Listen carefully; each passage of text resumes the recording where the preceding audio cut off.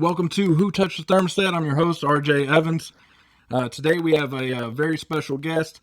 Ran for governor of New York in 2018, Marine veteran, host of the Sharpe Way podcast, Libertarians Drinking Coffee, and wanted to get him on here to talk about a few things. So without further ado, I'd like to introduce Mr. Larry Sharpe.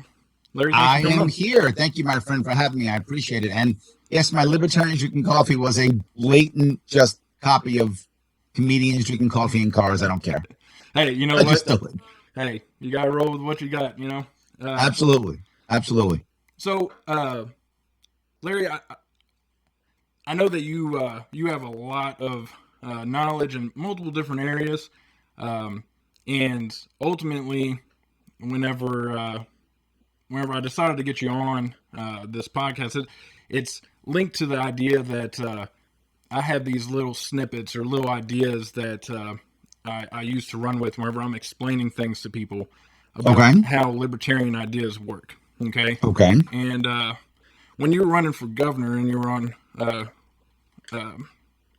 Joe Rogan's podcast, you had talked about some aspects that you were planning to attack the privatization and of different things, and using a partnership, if you will, with some private entities. So I use that a lot to try to explain to people that are new to libertarian ideas a little bit about that. So I really like to kind of tap into that. So let me touch that if I could. Sure. I never bring up the phrase, I never use the word, I should say, privatization. And the reason why I don't bring up that word is the second you say that word privatization, people get, what? You're selling away everything and the corporations are going to own everything and now we're going to be in a dystopian future. That's what most people who hear that word, they get upset when I say it. So if you notice, when I talk about any kind of partnership with private companies versus governments, it's always things like leasing agreements, things that people can already understand. The goal of any good, I think, this is just my view, of any good new idea, or in this case, libertarian idea, is it has to be radical enough to be interesting, but comfortable enough and familiar enough to be accepted. So I will often say things like leasing naming rights to bridges, just like we do when it comes to stadiums. So infrastructure is a little bit radical, but stadiums, yeah, I get that. I think that's the critical piece that I try to do. If you lease naming rights to bridges and tunnels, then you get money from a private company to name it, that they do already, and you then gain money to build infrastructure, which supports everybody. If you look at most people on the right, they would rather have less government, less taxes. If you look at most people on the left, they think corporations should be spending more money to support the infrastructure they use. Well, this does both. There you go. Happy medium.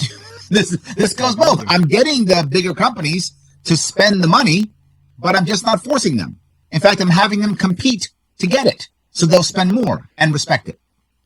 So, and with that, it was one of those things. Listening to it, I was like, man, this is such a good way of developing this idea. And you made a great point. Whenever you use certain terms, buzzwords and whatever, like privatization, it goes with whatever the person already has in their brain. Same thing if you talk about like open borders.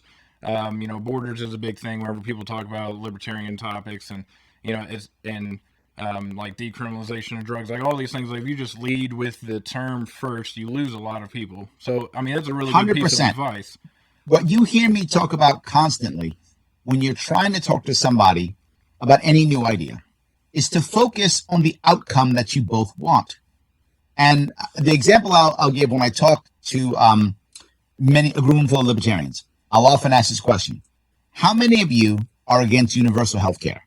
And almost all the hands go up. And they go, no, you're not. You're not against universal health care. You're against the government mandate.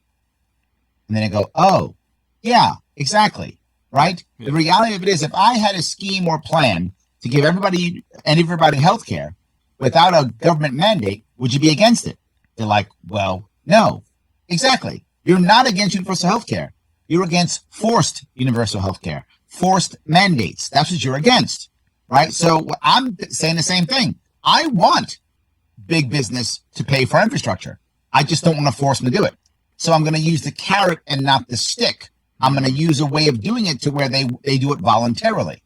Libertarianism is not about the individual being on their own and, being out there and living in a cabin and only buying stuff through Bitcoin. That's not what libertarian is about. Libertarian is about us voluntarily joining whatever groups or communities that we want to join. And humans will join communities. It's who we are. We're social creatures. We will do it, but we'll do it voluntarily. And that's the deal. If you want to join a commune in a libertarian society, you may. Go ahead. As long as you're not forcing others to pay for it, you're not forcing others to join. And if you want to leave, you can. And those examples do exist. So I think that's the glory of a libertarian world. If you focus on the idea of what is going to give every individual the best chance at being happy, and then what outcomes do we agree upon? Do we want better healthcare? Yes. Do we want better schools? Yes. But if you start with, are you for school choice? You've fallen right into the trap that they want you to be in. They want you to be in a left-right paradigm, and I can now decide if I like you or not. Or you can say, do you want better schools? I do. Great. Let's talk about that. Yeah, and it's actually interesting you bring up the schools and everything, because I was, recently looking at the situation that COVID has kind of created. Mm-hmm. A lot of people have either jumped off completely and into either homeschool or into pod schools with like private teachers that are teaching multiple kids. I want to make one correction if I could. COVID didn't create this. The government response created this. Perfect. That's a good clarity. I like that. Yeah. Yes. And honestly, it's I'm so glad you said that, because it's from my perspective. Obviously, it's going back to the words and everything. But yeah, the government response to COVID caused a lot of horrible things, and one of those things is it's not horrible that people are leaving the public education system, but it's creating some stresses on folks that they weren't expecting. It's horrible the way they had to leave. Yeah, absolutely. You're right. It's not horrible they left, but this is the wrong reason to leave. Right. And yes. But and of course with school choice and everything, it's really wild from a libertarian perspective, looking at it, and seeing the sides fight over it and who's right and who's wrong, and ultimately, I'm kind of glad that people are making the jump or thinking about it. I've talked to so many people that they're like, I'm trying to figure it out. Like my husband's trying to find a new job, or we're trying to get into a certain community and find teachers. And I even heard locally some people talking, and they were trying to be the last student into a pod school situation, and they're like begging for teachers to jump ship and pick up a couple kids, and start teaching them privately. But well, the issue that you find, right, and I bring up a very important point that when I talk about it, people begin to get it, and that is, whenever you add government, you by default remove community. That's how it works, because government is always two things. It's a monopoly, and it's a jobs program.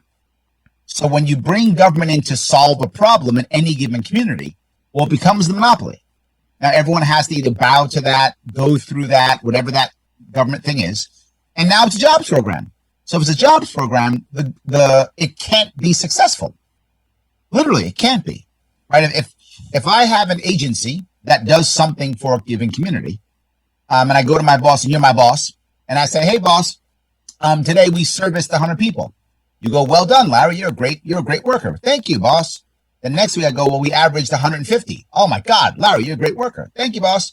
The next week I go, hey, we averaged 95. You go, whoa. What happened?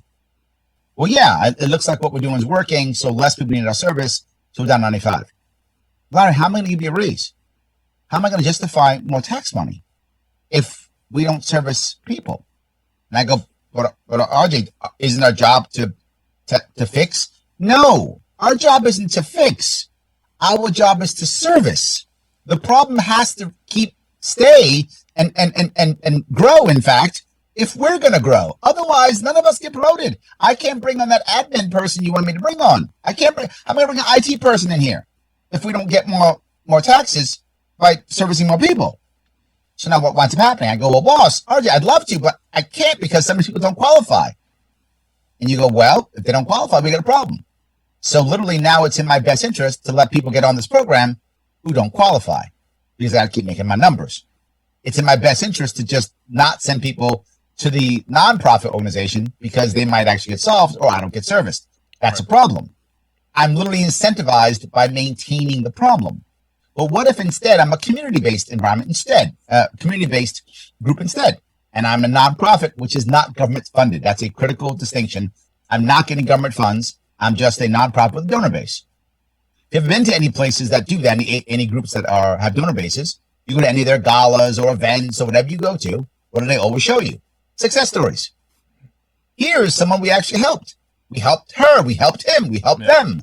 Because the goal of that group is to help. Yeah. And if that group, for some reason, solves a problem, what will that group do? It'll move on to another community problem because it's a community group. But the government agency can't change. It has a charter. It must only do what it's supposed to do. It has rules and regulations. It can't do anything else. So when you get rid of all those community groups, you wind up only having government groups, and they make more government groups. And over time, over generations, literally, you find communities who've lost the institutional knowledge to help themselves. They can't anymore. And I think the reason why I tell the story is that's what you find now in our school systems. Mm-hmm.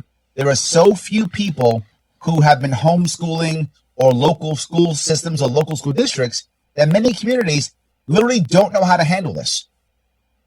Well, but if we actually had if we supported more private schools and if we supported more homeschooling, then the local communities would have the institutional knowledge to pick up the slack.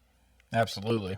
And it's very interesting that you kind of drew out that story as far as the actually helping people versus kind of meeting the bottom line, so to speak, and expanding. Well, helping versus servicing. Right. And so the one thing that I plan to do an episode all on education, but for instance, in this scenario, just to put it out there, I was looking at my old school district that I grew up in, that I graduated high school from, and started really digging into it, especially whenever I really got into the Libertarian Party and started learning about more stuff and educating myself.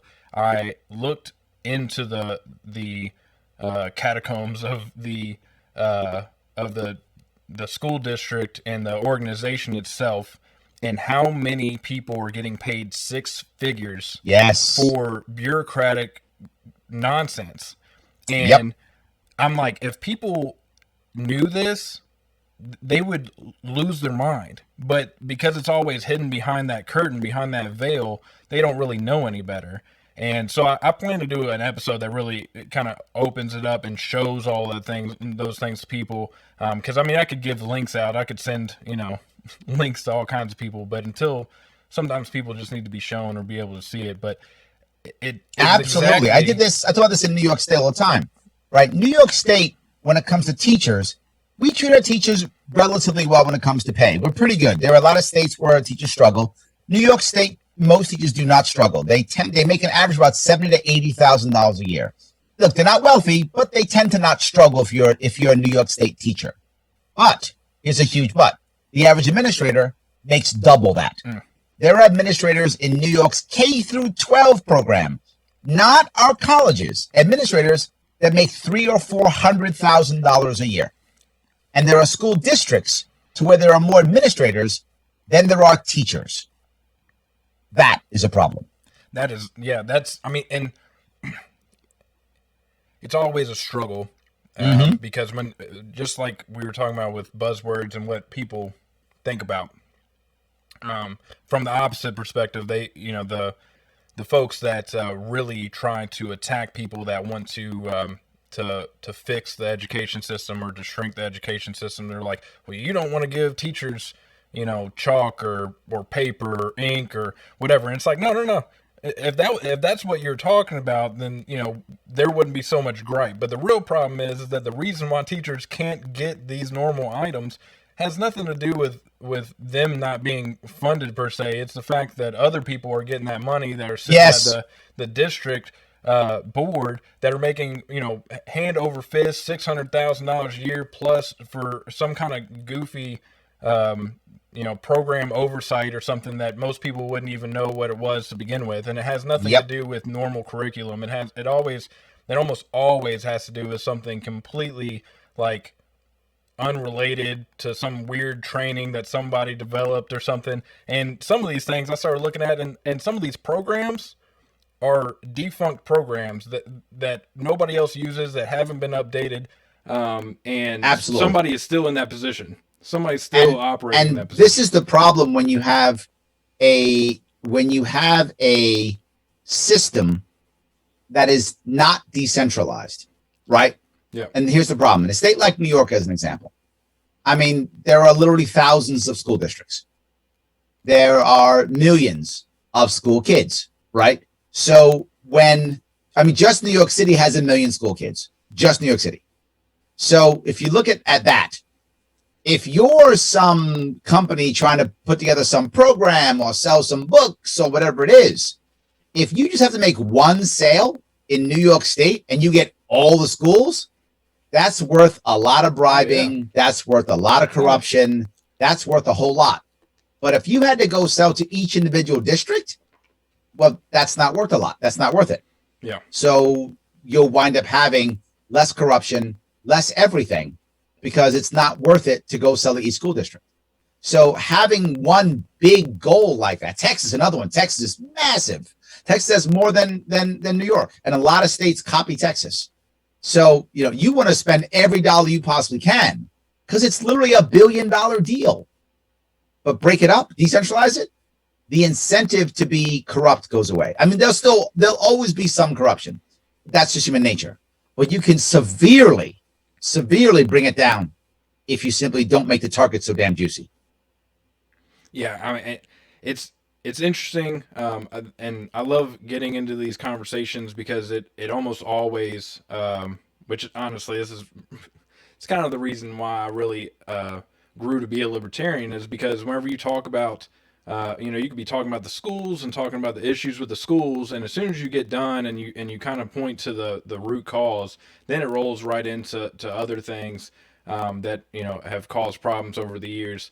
My first episode I did was with David Thibodeau, Waco survivor, and I mean the ATF. One of the big reasons why the ATF did what they did was so that they could get their funding.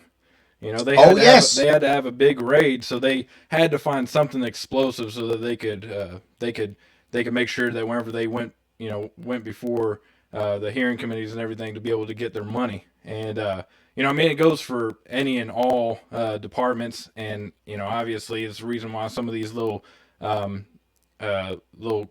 victimless crime laws and stuff get signed in from the get-go. Because there's cash to be able to generate revenue for the state, right? So.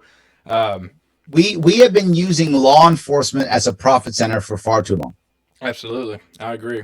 And this is another topic that as a buzzword thing, it's like as soon as you start talking about law enforcement, police reform, or anything, you slide down that slippery slope of you're either on one side or the other. You're either full thin blue line, or you're ACAB, so it's like But this is the point I want to bring up, right? And we have examples of this from last year.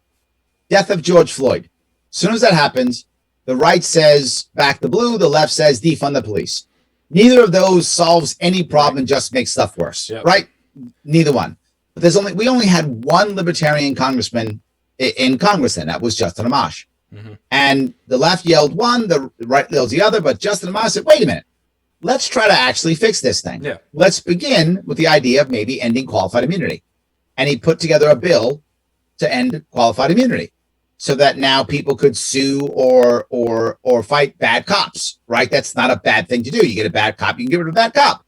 Whether you're left or right, nobody likes bad cops. That's a right. Common thing. Yeah. Nobody likes bad cops. no matter what, right? So let's get rid of bad cops. It's a good idea, I think, on all sides. So he has to cross the aisle because he's the only libertarian. So he has to get Democrats and Republicans to sign off on his bill. And he got the first tripartisan bill ever. That was done by a libertarian. Now, of course, the Democrat, Nancy Pelosi, and the Republican, Mitch McConnell, both of them said, we're not voting on this thing. Get that out of here. Yeah. So, of course, no one voted on it and it died. Now, of course, months later, New York City starts to deal with qualified immunity. But he actually had a solution. He had an actual answer. And that's the issue, right? When I talk about this, I've spoken about prison reform. I've spoken about police reform. And one of the most important things you have to do is you have to include the cops and or the corrections officers in the reform. Yeah. Yeah. We're doing top-down reform. But look, I'm a business consultant. That's my day job, right? And when I have to reorg an organization, the first people I talk to are the line workers to see what they have to say, what they think, because they're part of the reorg. And we don't do that. And this goes even to our education piece. When they're putting in all those new rules and regulations on the teachers, no one's asking the teachers. The administrators are deciding this is what we're doing. Teachers are like, what? When we do our police reform, no one's talking to the cops. When we do prison reform, no one's talking to the corrections officers. This doesn't make any sense. They're the people who have to implement the actual reform. Why aren't they part of the solution? If they're part of the problem, aren't they also part of the solution? Absolutely. Yeah. And obviously, at least from my perspective, libertarian party, libertarian as an idea, really reaches out to try to find solutions versus just pick fights. Now, I know that, libertarians are notorious for going back and forth with each other. And I mean, that's human nature. We're going to have our difference of opinion and differences in strategy and those types of things. But ultimately, like, there's way more talk about actually finding real solutions to all these problems, which circles back to, you talking about working with companies to bid on, rights to use bridges, roads, tunnels, all those things. For their benefit, but also to the benefit of the citizen of the state. And but let me touch the piece you just brought up with us fighting. We do fight a lot, but there's a reason why, and the reason is of who we are. If you look at Democrats and Republicans, they change based upon whoever their warlord is. Right? Whoever's the top of their tribe. They're not political parties. Right. Their platform's irrelevant. The average Republican, Democrat have no idea what the party platform even says. No clue. They don't know. They follow whoever is the current warlord, right? I mean, think about the tribes that we've had. Think about if you or your audience is old enough, think about a Carter Democrat versus a Clinton Democrat versus an Obama Democrat versus a Biden Democrat or an AOC Democrat. They're all different Democrats. Yeah. Think about Republicans, a Reagan Republican versus a Bush Republican versus a Trump Republican. They're different Republicans. Why? Because the parties change based upon who's the tribe warlord. Right. But libertarians don't have that. Libertarians are actually principled. I can call myself king of libertarians if I want to. I'll be laughed off the stage. There's no such thing because we're going to be looking at principle. And they're going to push me not on, are you loyal to Larry Sharpe? They're not going to push me to that. They're going to push me on, are you principled? Is Larry Sharpe principled? We're going to push Larry on principles and ideas. That's what we're going to push him. With that in mind, because the big difference between us and the others, the left and the right simply want to impose their different will upon you. We don't. You can be as liberal or as conservative as you want to be. Just don't push your views on others with force. Just don't use force to change who others are. And force includes government force. It includes laws and rules and regulations that force you to be like somebody else, which means we're going to have conservatives and libertarians in the same room. Of course, they're not going to be happy. But here's the difference. If you have an argument with a Republican or Democrat, at the end of that argument, they're going to say, we need legislation to stop people like you. That's how that conversation ends. But an argument with us only ends one of two ways. You're a jerk, or you're wrong or stupid, or you're not a real libertarian. But at no point does the argument go, there should be a law against guys like you, OJ. That Right. doesn't happen with us. Right. That's the difference. Yeah. And I mean, it's a very likable difference in my eyes.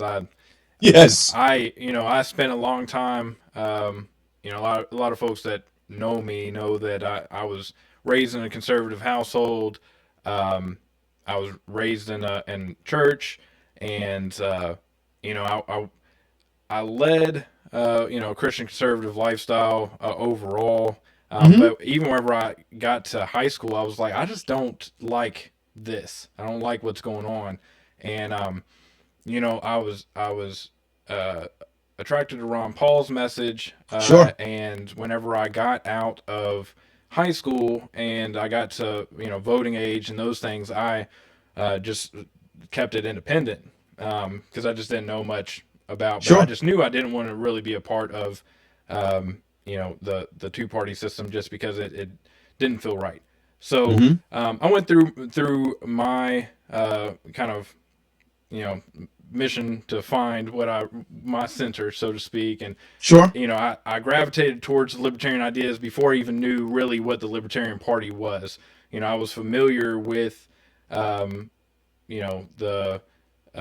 Johnson campaign and things, and from that I grew closer and closer, and then I was like, I got to make the switch. I got to be dedicated, and since then I've really been trying to educate and get more well-rounded and well-read as it is for libertarian ideas, and surrounding myself with other good libertarians. Sure. And I've it's funny because I started a podcast and originally it wasn't supposed to be libertarian focused, but it was going to be more liberty focused with kind of a dad parenting switch and a little bit of fun, like talking about stupid things that we did when we were growing up. But well, we can still go there, brother. I'm a dad, and I'm a libertarian dad. I got 2 kids, so I don't have a problem with it at all. One of my kids is 11, the other one's 17. So we can go there if you want to. I don't mind at all. Yeah, we'll touch there. And I now I'm pretty active here in the state of Kentucky, working with people and trying to do what I can to further to help grow the party, but really ultimately educate people, which is why I have people like you on.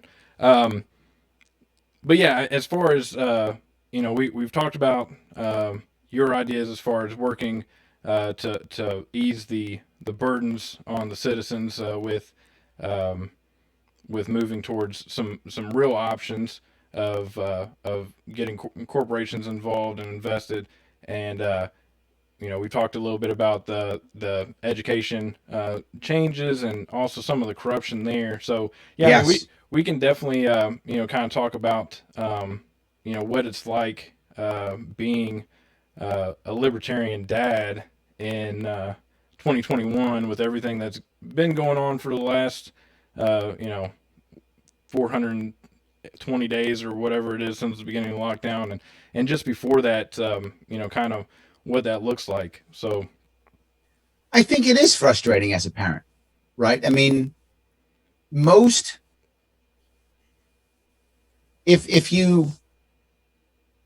the difference you'll find with many libertarians versus non-libertarians, whether you are conservative or liberal in your own thought process, you'll find that as a general rule, you want your children to have more choice, right?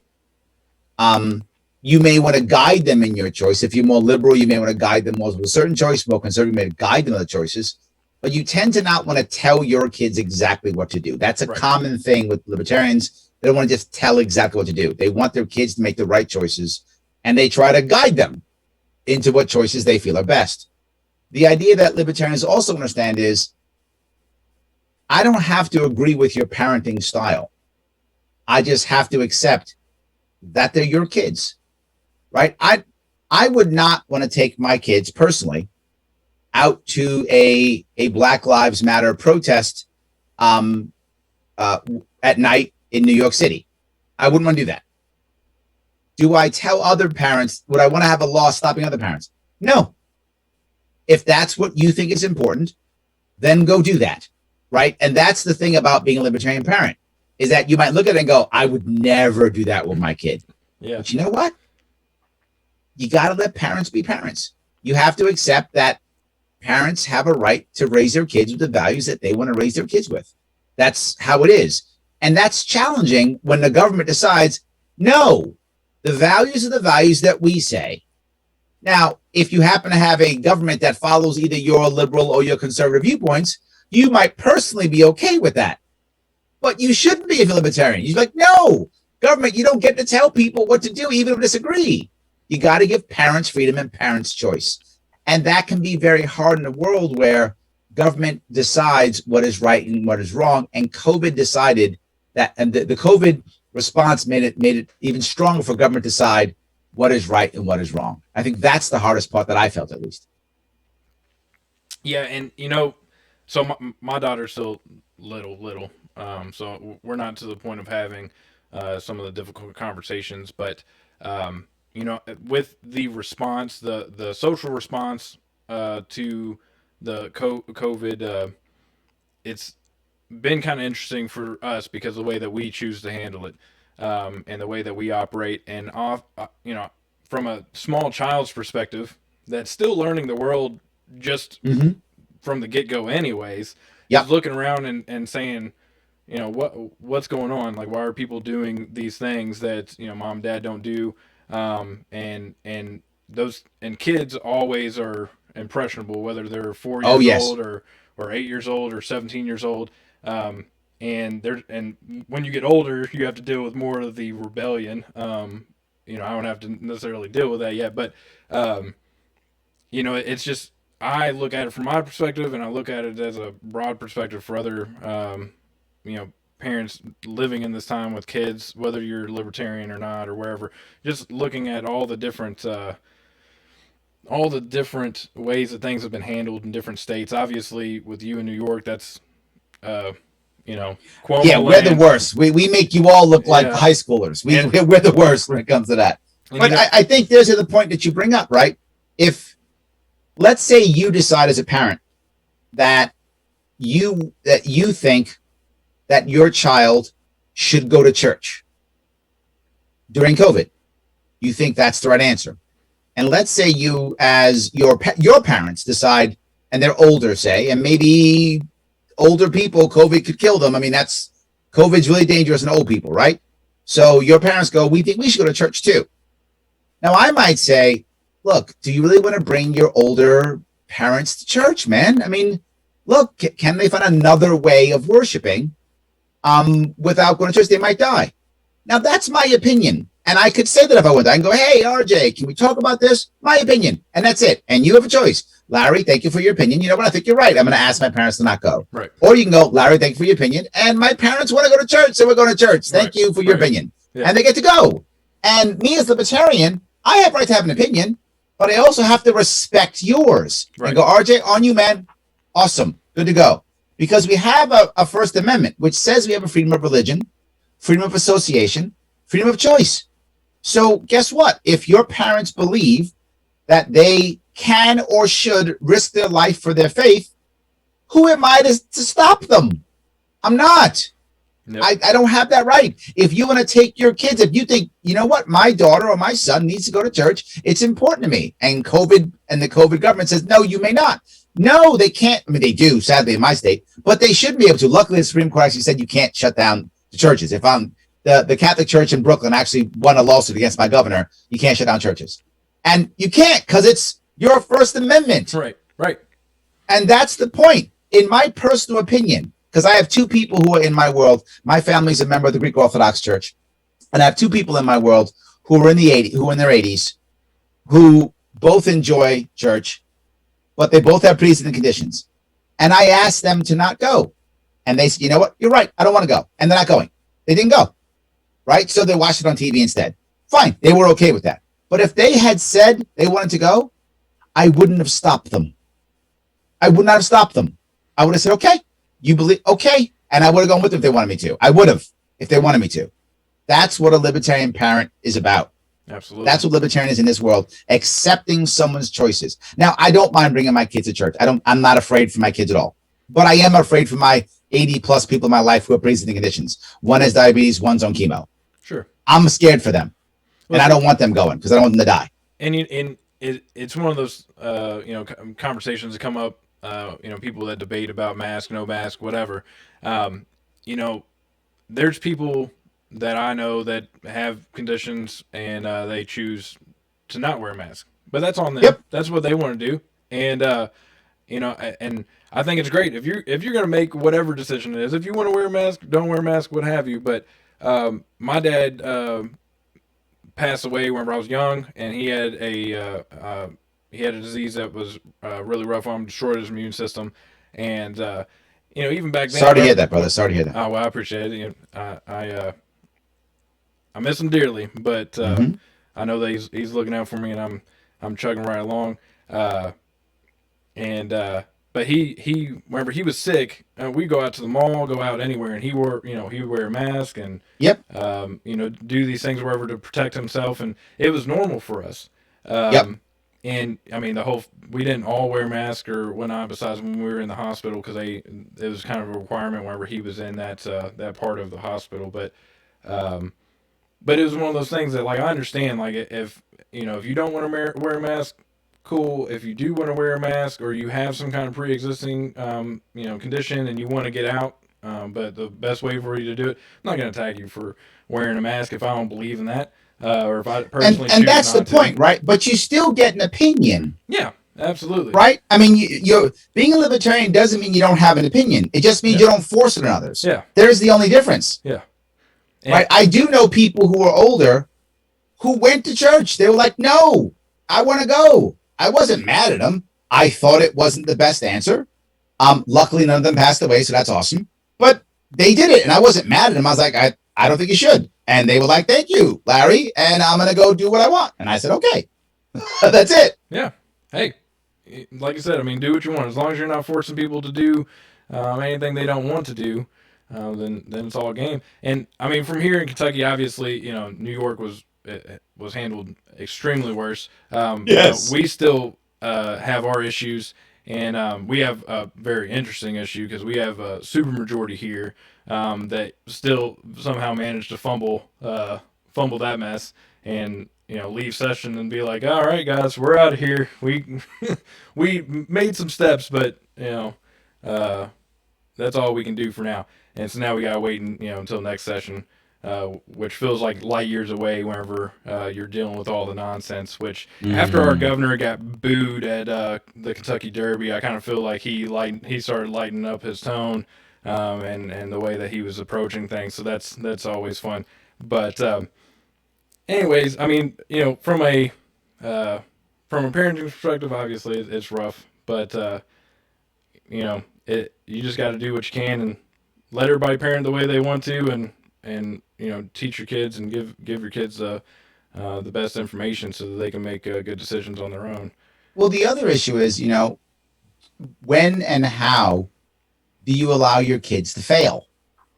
And in today's world, I think we're seeing a backlash from us as a culture of never wanting our kids to ever fail, not understanding that failure is a terrible teacher. I'm sorry, is a great teacher. Success is a terrible teacher. Mm-hmm. Failure is a really good teacher.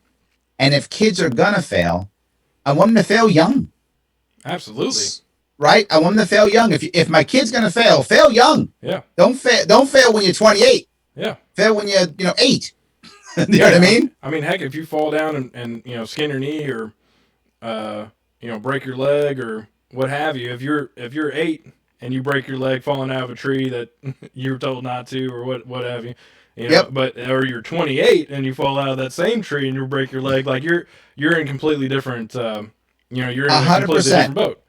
Yes, 100%. So I Yes. definitely agree with you. I mean, failing young is a great way to learn. I mean, I kind of grew up in a weird, kind of in that weird teeter totter of the helicopter Yeah. parenting, and the kind of the 80s, like, hey, here's a beer and a cigar, let's take a picture and laugh about it later, Yeah. So I mean, I got a little bit of both of those. I mean, my dad was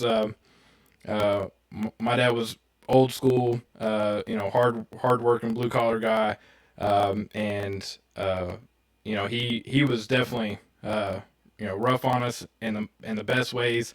But one of the biggest things is he definitely let me fail, and Yep. I'll never forget. And I tell people all the time. I remember I would go in, and my dad he dropped out of high school whenever he was like a sophomore, but he was a whiz. He knew math, he knew history, and I would come in there and ask him for help on my math homework, and he Hmm. would just erase all the wrong answers and hand it back to me and tell me to go do it again. I So, like that. That's good. some people, the best part about that story is that some people today would almost call that child abuse. Like people would say like That's brilliant. That's that's such good cruel. parenting. But to me, I look like there's multiple things that my dad did that were like that I look back on fondly, and I'm like, I'm definitely doing that to my daughter when she gets older. But Yes. you know, The amount of times I've told my daughters, figure it out. I can't even imagine how many times I've told my daughters this. Figure it out. They always say, well, I don't know. I know you don't know. What do you think? I know you don't know. I get you don't know. I got it. You wouldn't have come to me if you knew. You don't know. What do you think? And I say that all the time to them. And then they go, well, I think this. All right, let's walk down that road. yeah, And I'm trying to teach my daughters how to think. I don't care if they get the right answer. I know it sounds crazy, but I don't. Testing in school is wonderful. But mm-hmm. once you leave school, testing is exactly zero value. Yep. It means nothing. It is utterly and totally useless. It has zero value. You think I'm making that up? Anyone thinks I'm making it up? No, it's documented. The only value that things like high test taking or high IQ or whatever is the academic stuff that matters, it matters in one field, academics. Yep. Right. That's what it matters. If you want to be a professor or a teacher or an instructor or a college, whatever, if you want to be that, you should be taking great tests, passing tests, and having a high IQ. Those three things will help you tremendously in academia. If you don't want to be in academia, and I don't care if it's business, I don't care if it's blue collar, white collar, none of that stuff matters. No correlation to success at all. Yeah, and there's so many things that have been, I think, especially for my generation, there's been so many things that have been ingrained Yes. into what we should expect in life. And this is one of the big things I talk to newer libertarians or folks that are interested in the liberty movement overall, trying to explain some things. It's like healthcare. It's like healthcare. Why is it so expensive? Well, the government's involved in it. Yep. Why is education, secondary education, and things so expensive? It's like, well, because the government's involved in it. And Yep. My going back to my dad. I mean, my dad dropped out of high school as a sophomore, and he ended up being one of the top surveying engineers in the state. Mm-hmm. Before he got sick, and we're talking about survey equipment that costs more than most people's houses. Like he's I know. I used to be a surveyor in the Marine Corps. Oh, really? Okay, so you know all about. Yeah, I mean, I know exactly. Yep. Yeah, and he was just. I mean, he was super quick, smart. Smart as a whip, and he was making before he got sick. I mean, he was making twice as much as a college graduate back then. Today, with a regular bachelor's degree, and he never spent a dime on secondary education. And people don't realize that to be a surveyor, you have to know trigonometry. Yeah, I mean, I'm telling you, my dad was a whiz when it came to math, and it was well, you can't be a surveyor or not. That's my point. You got to know trig to be a surveyor. Yeah. So, but my point, point to that is that, I grew up and everybody's like, you got to go to college, and, I fought with my mom about it. I was like, I don't really want to go. I kind of want to just kind of find my way, and, maybe I'll take some classes, maybe I'll go to school. And I ended up going to school, but even with that, like now on the backside of it, you look at all the people around me and my age that were told the same thing. Yep. And they're all, $60,000 or more in debt. If they're lucky, 60,000. Yeah, some are a whole lot more than that. So you're talking about a whole slew of people that's got all this debt, and the degree, which if you understand basic economics, supply and demand, if you just dump a whole bunch of bachelor degrees out there, they become worthless. Yes. And it's just, it is what it is. And I really wish that if anything, people could come around on that and stop forcing kids that would be better off, learning a trade. And my father-in-law is tool and die, and Sure. I mean uh, people are really like searching for people to do that job, and he 100%. like people were coming after him. He wasn't even applying for stuff, and people were trying to get him to come work for Tesla and come work for these different companies and everything. And it's one of those things that trade and vocational schools and stuff wherever always got spit on. And In New York State, our trade school in high school is called BOCES. I forgot what it stands for, but that's what it's an acronym. And what you'll hear constantly from the guidance counselors in New York State are, don't go to BOCES, that's for the bad kids, or don't go to BOCES, that's for the dumb kids, or don't go to BOCES, it's for the troubled kids. And there's attacking the idea of working with your hands. And so they convince some kid who wants to work with his hands, who enjoys working with his hands. They convince him to go to a college he doesn't want to go into debt. It takes him 6 years to graduate college now, which is now the average, by the way. The average American kid, it takes them 6 years to graduate a 4-year degree. Yeah. They come out, they're 24 years old, they've got tons of debt, and they're working at Starbucks. Yeah. But now the kid who actually ignored the guidance counselor, went to a trade school, decided he liked plumbing, became a plumber. Now he's 24 years old. He's making at least $75K a year, if not double that, but at least $75K a year, and has no debt. Who's the dumb kid? Yeah. I think they got it backwards. Hey, and you're telling me, I mean, I'm sitting here in Kentucky, and I mean, there's tons of blue collar folks that are pipe fitters and have Yep.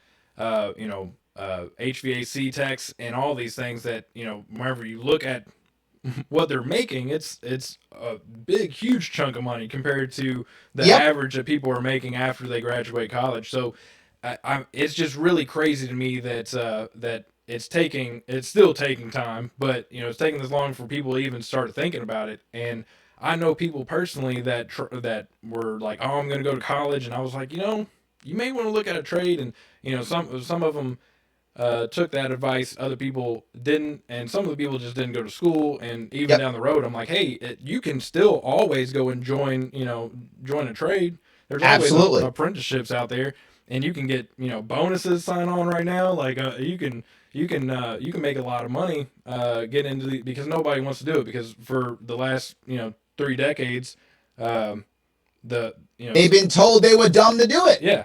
And they were told that's a bad job. They've been told that for 20 years, 30 years, which is, it was wrong 30 years ago, wrong 20 years ago, wrong 10 years ago, and wrong now. And people are still saying, but here's the reason why.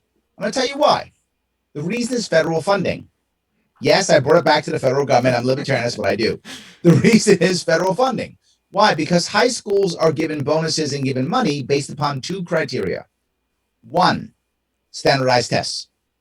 2, the ability to place kids into college, the percentage of kids who go to college. The school isn't given incentives by a kid who's happy or a kid who got a job. Yep. The federal government doesn't look at that. The federal government says, did you put your kids in the college? You did. Here's more money. So what do? They shove kids in the college because that's how they get money. So why is there, for example, not a civics class? Why is in so many schools now no shop class, no home ec class? These classes don't exist anymore in many schools. Not everywhere, but many schools. Why? Because that's not on the test. Yep. On the test is math and English. So they push you towards the math and English. Take a good test, do well on the test, and magic things will happen. No, do well on the test, and that school gets more cash. The schools are incentivized from the federal government, and often state governments too, but always the federal government, often state governments, by 2 criteria and 2 criteria only. Number of kids who go to college by percentage, and scores on standardized testing. So what do schools do? Push those 2 things. Change the incentive and have the schools being judged locally by our parents and kids satisfied or happy with the education. You will change our education. You will change people going to BOCES or whatever's the trade school it's appropriate in your high school system. Absolutely. I love it. I mean, it's something that we definitely need to look into, and I encourage anybody that's watching this to really take that to heart. And if you have kids that are in that position, they're sophomore, juniors in high school and they're showing hesitancy to take a bachelor's in business or something like that, and you see that they have that natural lean into the physical. Whether they're naturally into athletics or anything like that, those can be signs that they may do better in a trade situation. I would actually go the opposite way, RJ. I'm a bit more radical on this. And that is, if your kid knows what they want to do and that thing requires a degree. Perfect. For example, your kid really wants to be a doctor. Absolutely. Go to college. Yep. Your kid wants to be an engineer. Go to college. Your kid wants to be a lawyer. Go to college. Clearly, that is what your kid wants to do. They're on that right track. They want to be in finance. Go to college. You're going to need a college degree for that job. But your kid's not sure. Go get a job or go to community college or go to a trade school. You can always go later. I joined the Marine Corps when I was 17. I didn't go to college until I was 21. But when I went to college, I knew what I wanted. Like, I wanted to go to college. So I was a really good college student. Not because I'm smart or good looking or whatever. I mean, I am good looking. But not because I'm smart. It was because I wanted to go. And people do well when they're doing things they want to do. That's just human nature. Absolutely. If you don't want to do it, you're not going to do it that well. If you want to do it, you're going to be better at it. So when I was 17, I was a terrible high school student. I didn't want to go to college. I wanted to be a Marine. That's what I wanted to do. So I went and did that. After my first tour, I was like, you know what? Maybe I should get a college degree because I was ready. Yeah. So I re-enlisted. I did 7 years in the Marine Corps. And my last years, I was a full-time Marine and full-time student because I thought that was the right answer for me. And I think other kids should follow that example. Go to college if you know that's what's right for you. Go. Perfect. If you're not sure, do something else. Perfect. Until you think it's the right thing for you. Yep. Yeah, and I mean that adds into the fact that there's like all these made up degrees that are out there that get kids stuck. Because it is something attractive that they may think that they want to do, but there's no guidance, no counseling that says, well, that's fine and dandy. I'm going to bring that back to the federal government too. Yeah, I am. Yeah. And here's why. Because the federal government backs all those degrees. Absolutely. It backs all of the loans for those degrees. So say you want to get a degree in something like a liberal arts degree at a very expensive college. And that degree over the course of 4 years is going to cost you $100,000. So the government says, we'll back the loan. The bank says, fine, I'll give you $100,000 to go to that college, get that liberal arts degree. What if the government didn't back the loan? So now you have to go to a bank and go, hey, bank, I want $100,000. They go, great, for what? So I can get a liberal arts degree. They're going to go, you're never going to make any money with that. You're never going to pay us back. No. Yeah. They're going to say no. So what does that mean? That means a liberal arts degree will have to be less. It will be less money because no one will be able to get enough money to pay for it. And if you want a liberal arts degree, you should get one, but maybe it only costs you $10,000 because maybe that's the loan you can pay back with a liberal arts degree. But you can't pay back $100,000 liberal arts degree. That's why you're stuck and you got to work at Starbucks to make just enough basic money and live with 8 roommates in the city. That's the reason why. So you'd actually lower the cost of many degrees. Would some degrees still be a lot? Yeah, because if you're going to get a degree in, say, I'm making it up, but say engineering, the odds are you can get a higher paying job for that. So they'll give you a loan for that. But something else might happen. They might start giving you loans for trade schools. Because you go, you know what I want to do? I want to be a plumber. Ooh, plumber, you'll make cash. All right, we'll loan you that money too. Yeah. And you'll see them loan money because they know if you be a plumber, you're going to be able to pay it back. Yeah. Man, oh man. It's just one of those, it's crazy. Growing up and seeing the things I see now looking back and the pain that has been caused on so many folks around my age that feel duped. I just hope that those people that feel duped look at it and say, I was duped. I'd much rather, because I think it's much better wherever you are to just be aware. If you're duped or you make a mistake or whatever, acknowledge it. Say, you know what, this was probably not the best way for me to handle this situation. I shouldn't have done that. But what bothers me about this more than anything, when it comes to this specific situation, is that we're stealing time from kids that we shouldn't steal. Right? So you're 18, you don't want to go to college, you get pressured into going to college, so you go. So you screw around for a couple of years, you graduate when you're 24, you realize you don't care about your college degree, you don't know why you even did it, you barely graduated. and you decide to go get a job with your dad or your cousin or your uncle anyway, and you start building houses, which is nice. I'm glad you're building houses. Or maybe you try to get a job someplace else you don't like, you hate it. Now you're 26, you go and you start building houses. Well, you started building houses at 26. Why don't you start building houses at 18? We just stole 8 years of your life for no reason, and you're in debt. Yep. That's the thing that bothers me. And here's the worst part. If you had gone and built houses when you were 18, and you thought, I don't really like this, then go to college. Done. Or build houses for a couple of years, make some cash, and say to yourself, you know what? I need some extra skills because I want to now start working for a large developer, because that's where I feel like I want to go. I don't want to build houses anymore. I want to move into the office of a large developer. I better go to college. So you go to college. You get a degree in business or marketing or whatever is the appropriate thing, and you move up into working in a developer's office because you want to now. Maybe when you were 18, you didn't care about that. You just want to be out in the sun and build some houses. Okay, do whatever makes you happy. Wow. We can move and shift. And I knew a guy whenever I was in college that whenever he was 18, he bought him well, I guess technically it was before he was 18. I think he started whenever he was in high school, but he started mowing yards. So he bought him a push mower and a weed eater and got out there and started mowing yards, started making money.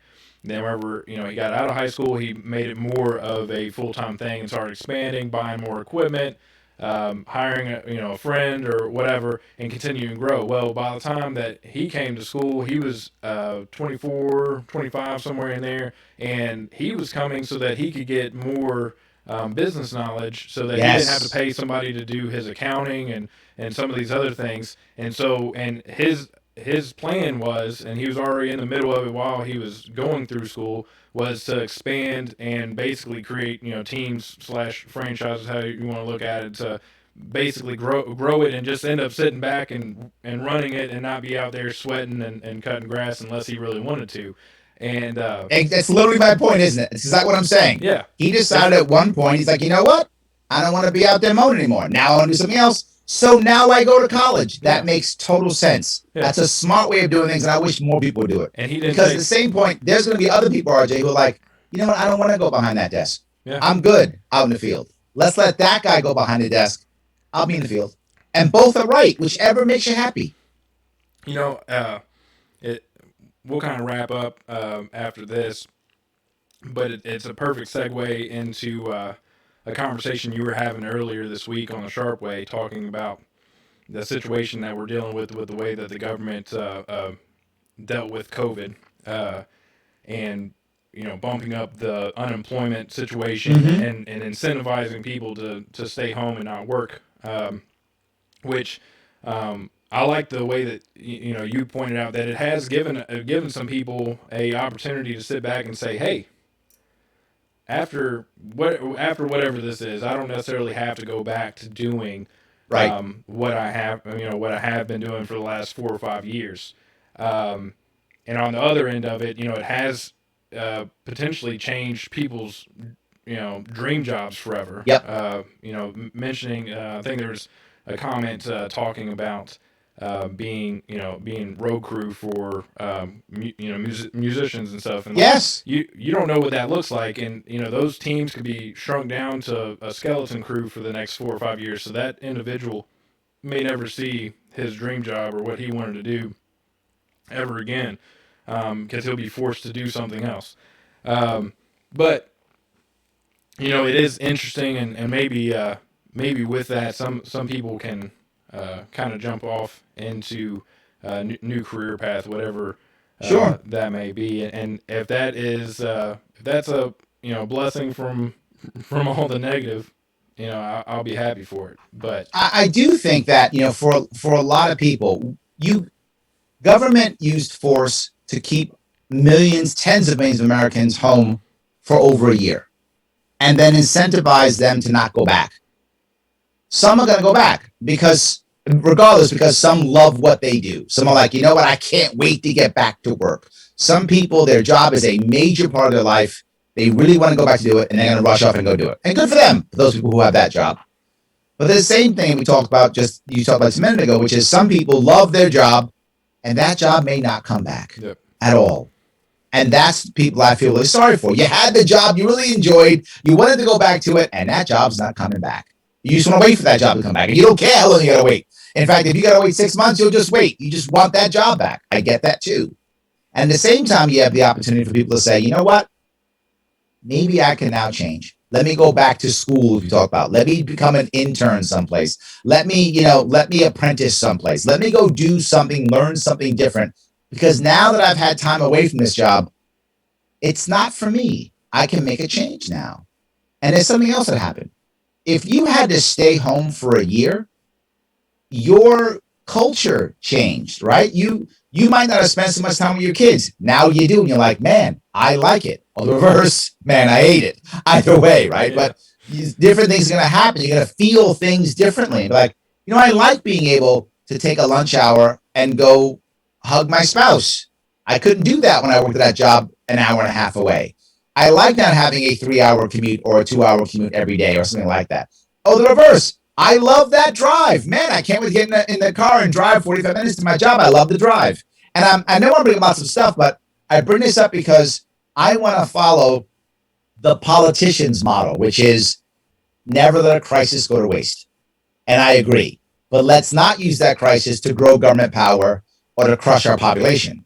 Let's instead use that crisis to rethink our lives and to either double down on what we love and to recognize this is good. I like this part of my life. Let me double down on this. And also recognize, you know what? There's parts of my life that really weren't so great. And why don't I take this opportunity to change those? This is what I want us to use this crisis to be better and to be happier. Life, liberty, pursuit of happiness. That was what our divorce papers from the UK said. That's what this country was built on. Yep. And we've forgotten it. I haven't. I talk about happiness constantly because the liberty movement, in my view, is not about freedom. It's about happiness. Freedom is a way to become happy, but that's a means. The end isn't freedom. The end is happiness. Man, what a way to wrap up an episode. I think that is a very positive note and a great outlook. And overall, I mean, I think it was a great discussion. I really am super thankful that that you came on and gave me your time. I know that you're a very busy man, so I definitely thank you very much. Is there any other things that you have going on that you might want to put out there? Or, no, if anybody's interested in me, please check out The Sharpe Way. I'm on all the internet things. I'm on Twitter, Twitch, TikTok, YouTube, Facebook, Instagram, everything. Check out The Sharpe Way. I do a show almost every night at 7 p.m. Eastern, and I post a lot of stuff. So please enjoy. Happy if you can jump on board. Perfect. Well, I appreciate it, Larry, and you have a wonderful evening. And thanks again, and hope to talk to you soon. Thanks for having me. All right, guys. We just wrapped up another great episode of Who Touched the Thermostat. Please like, share, subscribe, and Liberty. See you next time.